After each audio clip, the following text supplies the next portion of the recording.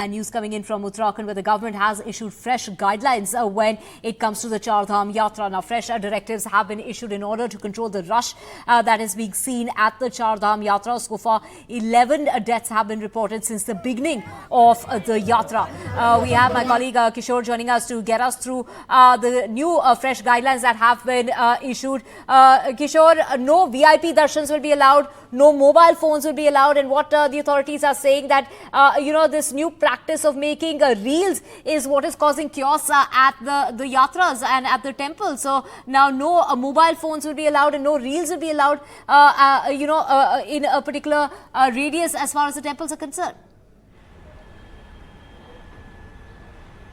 बिल्कुल, चारधाम यात्रा में जिस तरीके से पिछले 6 दिन में जो हालत हुई, वहां पर ट्रैफिक जाम रहा, भीड़ उमड़ती रही, क्राउड मैनेजमेंट नहीं हो पाया।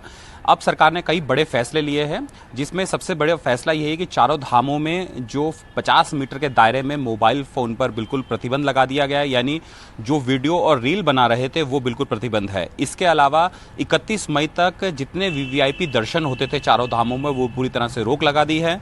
तीसरा जो सबसे बड़ी बात है कि बिना रजिस्ट्रेशन के कोई भी यात्रा नहीं कर सकता। उसको कई जगह चेकिंग पॉइंट्स पे उनके चेकिंग की जाएगी। अगर उनके पास रजिस्ट्रेशन है तो उनको भेजा जाएगा, लेकिन उस रजिस्ट्रेशन में भी एक सबसे बड़ी बात है कि अगर आपकी जो डेट है, यानी जिस डेट में आपको दर्शन करने हैं उस डेट पे ही आपको भेजा जाएगा। उससे पुरानी या पहले की डेट अगर हुई तो वापस भेज दिया जाएगा।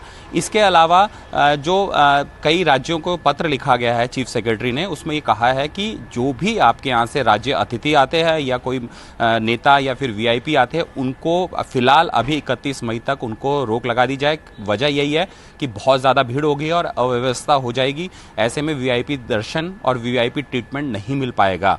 तो ये बहुत सारे स्टेप्स है जो सरकार ने उठाया। एक और सबसे बड़ी बात और दुखद की थी कि 11 लोगों की चार धाम में मृत्यु हुई है। अलग अलग कारण है, इसमें सबसे ज़्यादा हार्ट अटैक बताए जा रहे हैं। लेकिन ओवरऑल जो 6 दिन से जो पूरे तरह से भीड़ थी वहाँ पर, जिस तरीके से मैनेजमेंट नहीं हो पा रहा था, अब उसको लेकर सरकार ने कड़े कदम उठाए हैं। और ये सारे वो चीज़ें थी जिनको लेकर सरकार ने फौरी तौर पर अभी इसको काम शुरू कर दिया है।